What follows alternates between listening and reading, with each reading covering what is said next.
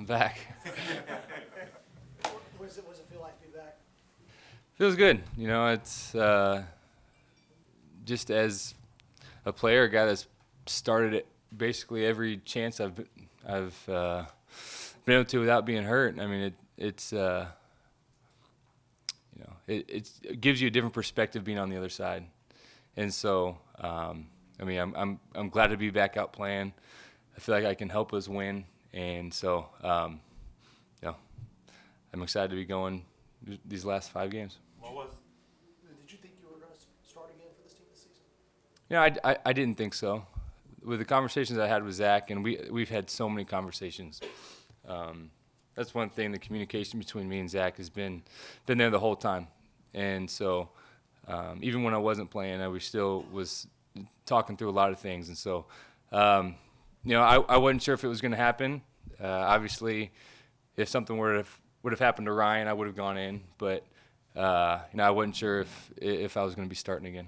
What's this situation been like for you mentally and emotionally?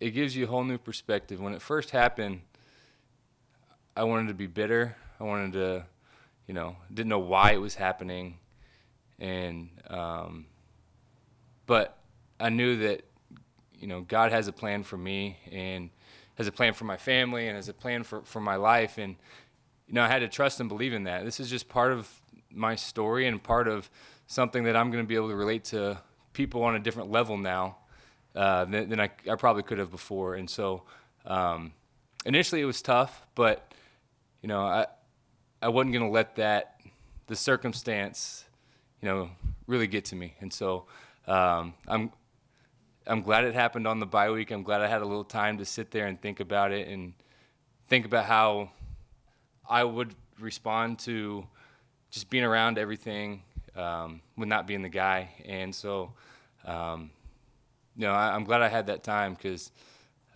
initially it's tough, but I felt like, why choose to live in bitterness when you don't have to? Why choose to be negative when you don't have to? You're choosing to be that way. And so, like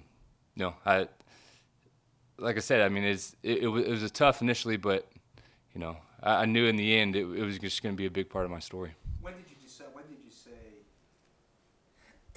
you wanted to be bitter? When did you say I can't? It's not. I don't know. Maybe you decided that's not you. I don't know. But at what point did you put the bitterness aside? Yeah, I mean, obviously initially you're just talking through everything. You don't really know how to respond to it. I wasn't expecting it, and so it took a day, but at the end of the day, it's not who I am. It's not who I want people to see me to be. That's not my character. It's not what God's called me to be. And so, I think that is a big reason. It's like, how would I want to see somebody else respond with something like this? And so, like I said, it would be out of my character to be that way. You said you had conversations with Zach, and he's talked the same thing, that you guys have had a lot of conversations. Did he have any fences that he needed to mend with you over this? No, I understand what Zach was doing. Did I agree with it? No, but I was ready to go whenever the time came. Not that I was hoping it was going to happen, all that kind of stuff. Obviously, I want to play, but I didn't think there was anything that he had to mend. You said you got a different perspective. What did you learn from that, sitting on the bench? Yeah, I've been fortunate to have several good backups here, and one thing that that I've learned from just having other guys be around is the backup needs to be so encouraging to the starter.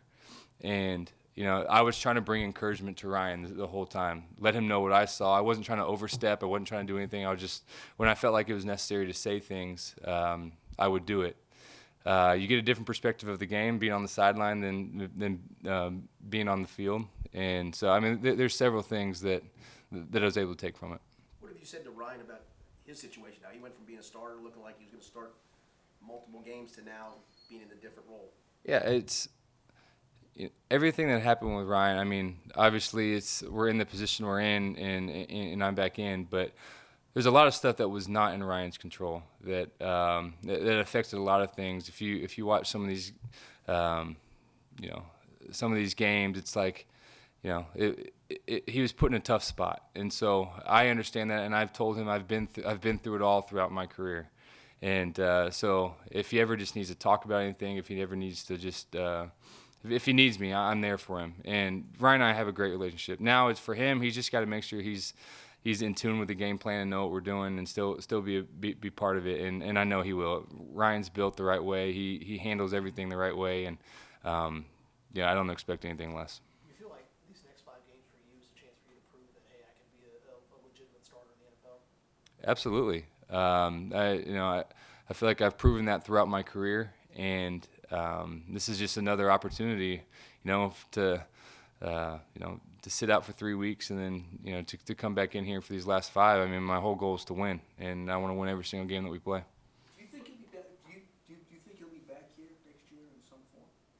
Yeah, I'm worried about this season, these last 5 games. I have no idea what's going to happen moving forward, but I'm just worried about these next 5. You haven't played in 3 weeks. You haven't had the same reps. Is there some rust that comes there, or do you just feel like you step right back in where you left off? I was taking all the scout team reps and stuff. Obviously, they weren't our plays, but I still have been playing football, so I don't feel like there's going to be any rust. When you drove in Monday morning, did you think this was a possibility?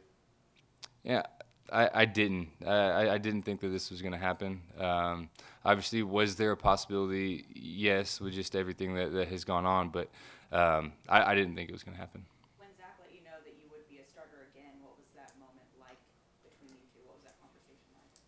Yeah, he just feels like, he wanted me to, get the chance to play these last 5, and I felt like I gave us a good chance to win, and I agree with that. And so, like I said, I'm just glad to be back out there and know that I'm going to be playing these last 5. I know you want to win the games, but you're 8 completions away and 1 touchdown away from the all-time record for the Bengals in both of those categories. Does that kind of creep in a little bit to know that you've got an opportunity to be in the top of the record books? I knew about the touchdowns. I feel like that had been more well known. I didn't know about the completions. So, I think it just when you've been able to play as long as I have in one spot, I mean, that stuff comes. I obviously have not been thinking about that, but we'll see what happens. The running game's going better. Do you feel like you're in a better position to succeed with that at least helping you out? I think early on we obviously struggled running the ball. In these last several games, we've been able to find a little groove there. And anytime you can run the ball, it helps everything offensively. And so hopefully we can continue that.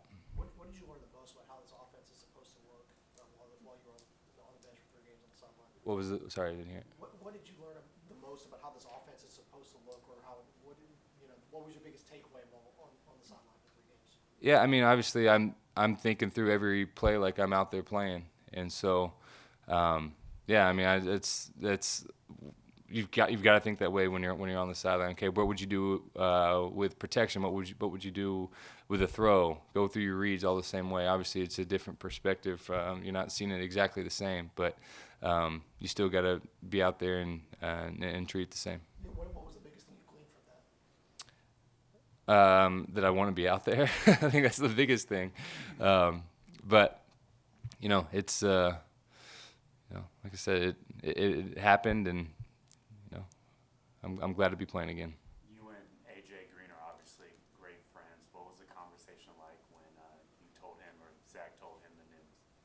There really wasn't much of a conversation. Obviously, he's happy for me, but I mean, there really wasn't much beyond that. In a lot of ways, you've evoked more sympathy and probably more popular than you've been here in a long time over these last 3 weeks. With this team now 0-11 and a lot of fans and pundits looking ahead to next season and potential draft picks and being number 1 overall, do you fear losing some of that popularity if you do lead this team to 3-4 wins? I mean, if this city isn't happy for wins, then I don't know. I don't know what to tell them. Like I said, our whole goal is winning, and we're going to do everything we can to win this week against the Jets. How soon do you think you'll throw a pass to AJ? I don't know. that's not for me to decide. Speaking on the Jets, they have a pretty crazy blitz scheme with their defensive coordinator in Greg Williams, and you saw him a couple years in Cleveland when he was there. What sort of challenges does he present defensively for you? Yeah, it's a team that moves around a lot. Their defense, they're not standing in one spot. There's guys that kind of all over the place. Like you said, they have some blitz schemes and different things. So I mean, you got to be prepared for all the different movements that they have and then things that they do. Like I said, yeah, I mean, Greg Williams has been around for a long time. He's been a very successful defensive coordinator and had a lot of really good defenses, and this is one of them. Where do you think is there any one trait? You know, you played him in when he was the Rams. You played him in Cleveland. Is there any one trait that he has used to, you know, that he's also using with the Jets that will maybe help you? One trait? I mean, One trait is you know, I mean, does he use Adams the same way as he used those? no, I wouldn't necessarily. I mean, Jamal Adams is a really good player. He's one of the best, if not the best, safety in the league. And so, you know, I think he kind of plays all over the place. He's down, he's deep, he plays halves, he plays middle field. I mean, he really does it all. And so, I mean, I wouldn't say it's easy just to compare to, okay, well, this is exactly how he did in Cleveland, exactly how I did it when I faced him when he was in St. Louis. I guess you know, on third down, he's coming from all over. Yeah, I mean, you got to be prepared for all the stuff that they do. Speaking about Adams, can you compare? Is that kind of how they use Palomaro in Pittsburgh? Yeah, I think with Troy was so smart and understood exactly what they were doing on defenses and how offenses are trying to attack. He's similar. You know, he can start down, run out to a half. He can do all the different things that Troy did.